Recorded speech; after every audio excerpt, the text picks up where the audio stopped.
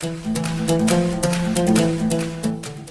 हिंद दोस्तों, मेरा नाम है वेदश्री त्रिवेदी और हम लोग इस समय पढ़ रहे हैं फाइनेंशियल मैनेजमेंट। इसमें जो आज से नया चैप्टर स्टार्ट करने वाले हैं वो है कैपिटल बजटिंग। इससे पहले इस बुक से रिलेटेड मैं आपको कॉस्ट ऑफ कैपिटल, कैपिटलाइजेशन और कैपिटल स्ट्रक्चर के वीडियोस प्रोवाइड करा चुका हूं। यदि आपने उनको नहीं देखा है तो उनका लिंक डिस्क्रिप्शन बॉक्स में दिया हुआ है, आप बाद में जाकर के उनको देख सकते हैं। फाइनेंशियल मैनेजमेंट प्रेजेंट टाइम में बीकॉम थर्ड ईयर के लिए, एमकॉम फर्स्ट ईयर के लिए और न्यू एजुकेशन पॉलिसी के तहत बीकॉम के थर्ड सेमेस्टर के लिए बहुत ही इंपॉर्टेंट बुक है। ऐसे कहें कि ये मेन बुक होती है इस सेमेस्टर में या इस ईयर में आपके न्यूमेरिकल प्रॉब्लम से रिलेटेड।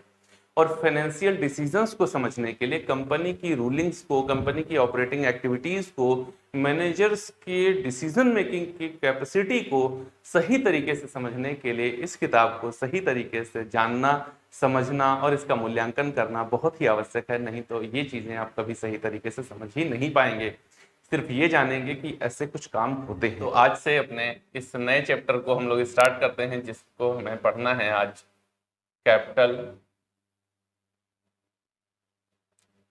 बजटिंग, जिसको पूंजी बजटिंग भी कहा जाता है। हिंदी में पूंजी बजटिंग कहेंगे और इंग्लिश में कैपिटल बजटिंग कहेंगे।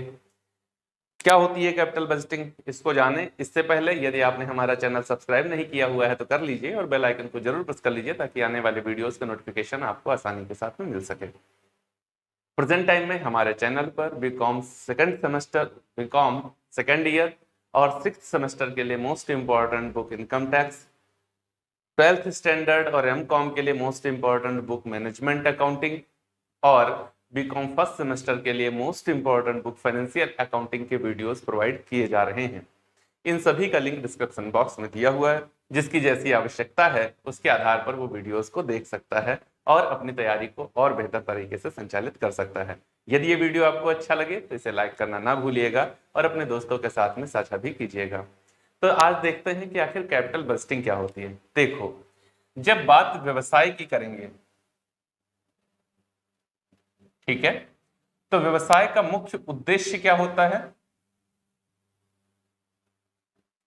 लाभ कमाना। क्या होता है? लाभ कमाना, है ना। सामाजिक सेवा और लाभ, ये दो उद्देश्य होते हैं। सामाजिक सेवा कहने को है, मुख्य उद्देश्य लाभ कमाना ही होता है।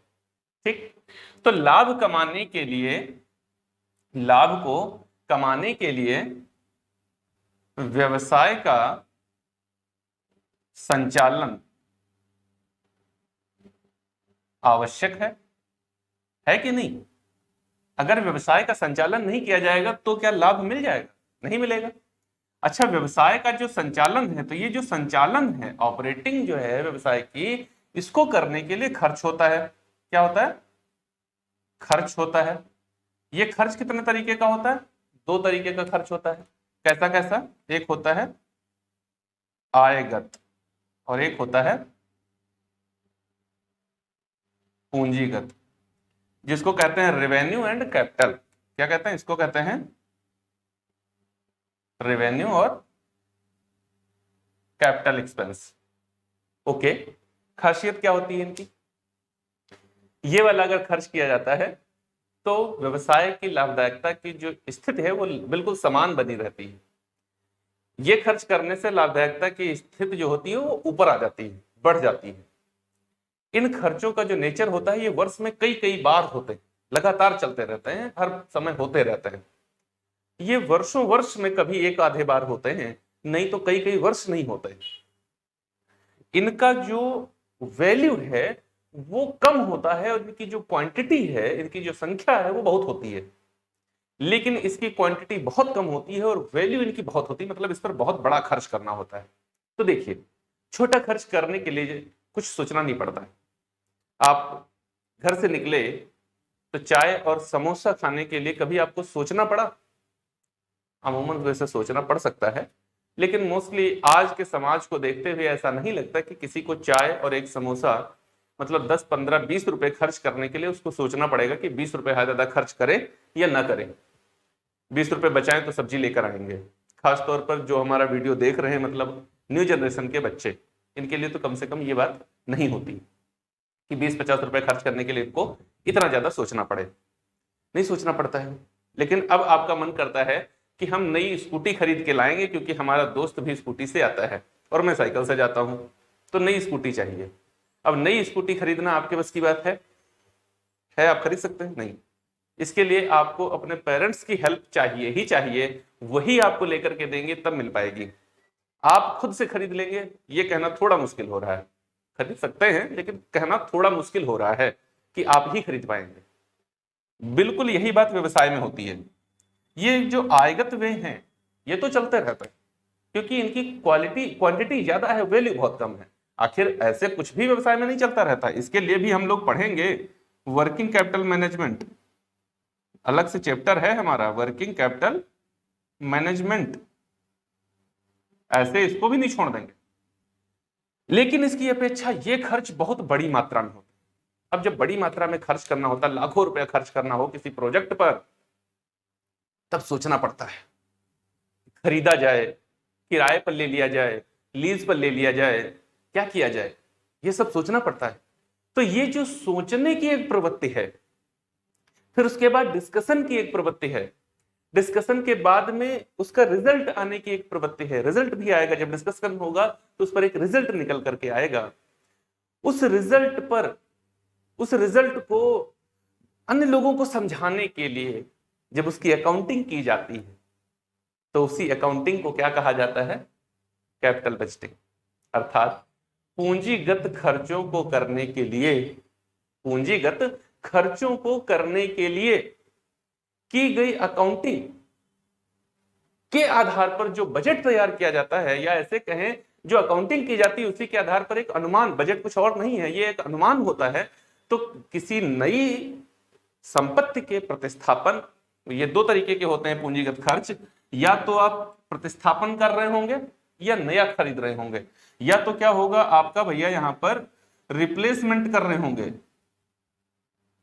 रिप्लेसमेंट हो रहा होगा, या न्यू स्टेब्लिशमेंट हो रहा होगा, या तो नई खरीद करके उसको स्थापित करेंगे या रिप्लेसमेंट करेंगे। तो संपत्ति को हम रिप्लेस कर रहे हैं या फिर नई खरीद कर ला रहे हैं, इसके लिए एक अनुमान लगाया जाएगा और उस अनुमान को जब संख्याओं के माध्यम से लोगों के समझने के लिए प्रस्तुत कर दिया जाता है तो उसे ही क्या कहा जाता है? Capital budgeting. कैपिटल बजटिंग कुछ और नहीं है, यही है पूंजीगत व्यय करने के लिए, पूंजीगत व्यय करने के लिए जो अनुमान लगाया जाता है उस अनुमान का जब प्रस्तुतिकरण संख्याओं के माध्यम से किया जाता है तो वही अनुमान हमारा कैपिटल बजटिंग होता है। कैपिटल ये इसलिए होता है क्योंकि यहां जो हम खर्च की बात कर रहे हैं वो कैपिटल नेचर है, और बजटिंग इसलिए है क्योंकि उसी खर्च को करने के लिए हमने एक अनुमान लगाया है, तो उस अनुमान को संख्याओं में व्यक्त किया है, तो ये एक बजटिंग है। यही होती है कैपिटल बजटिंग।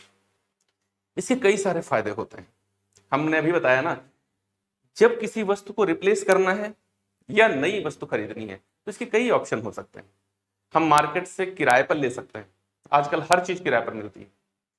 लीज पर ले सकते हैं, बहुत लंबे समय तक लेना चाहते हैं लीज पर ले सकते हैं, या फिर एक और तरीका है कि हम उसको सीधा खरीद ही सकते हैं। हर बार खरीदना अच्छा नहीं होता, हर बार किराए पर लेना अच्छा नहीं होता, लीज पर ही लेना अच्छा नहीं होता।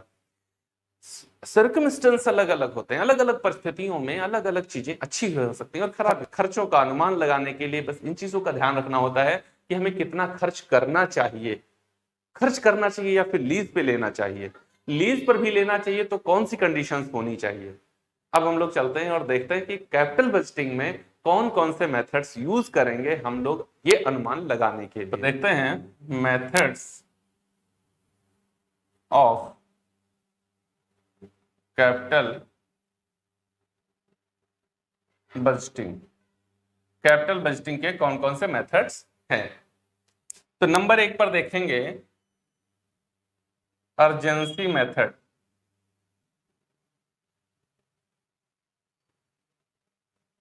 नंबर 2 पर पे back period method.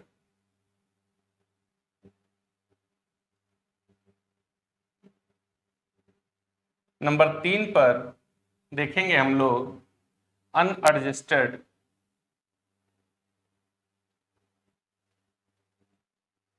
Rate of return method, फिर उसके बाद में हम लोग 4 नंबर पर देखेंगे net present value method, net present value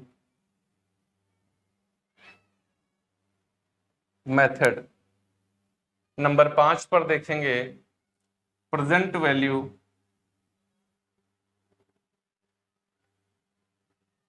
index method.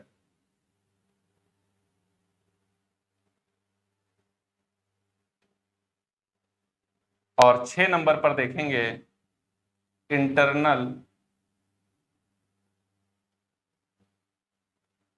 Rate of return method.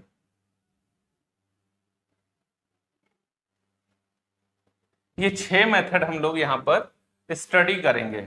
ये देखिए आप इस तरीके से ये 6 मेथड होंगे हम लोग जिनको पढ़ेंगे। ठीक है, अर्जेंसी मेथड, पे back period method, unadjusted rate of return method, net present value method और प्रेजेंट वैल्यू इंडेक्स मेथड, साथ ही साथ internal rate of return method. Examination के पॉइंट ऑफ व्यू से अगर बात करी जाए तो नंबर 1 पर ये इंपॉर्टेंट होता है, नंबर 2 पर ये इंपॉर्टेंट होता है और नंबर 3 पर ये इंपॉर्टेंट होता है।